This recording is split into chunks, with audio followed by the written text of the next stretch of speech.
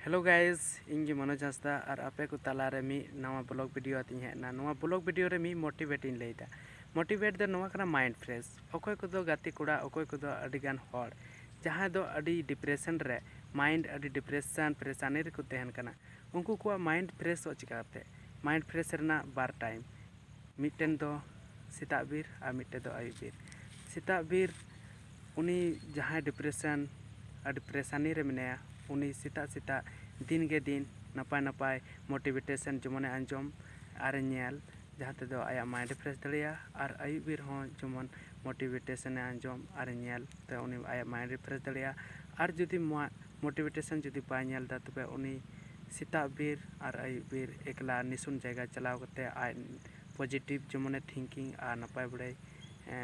Positive thinking करते आया mind fresh दड़िया और दाड़ा बड़ाई जमन तो बेस्ट टाइम कना सेता बीर और आयु बीर नोआ ती आमा माइंड फ्रेश दरे माइंड खान तीन दो नोआ की मोटिवेट तेलना लातार रे कमेंट करते लेते उन पे चेलका पे बुझा गिदा जोहार।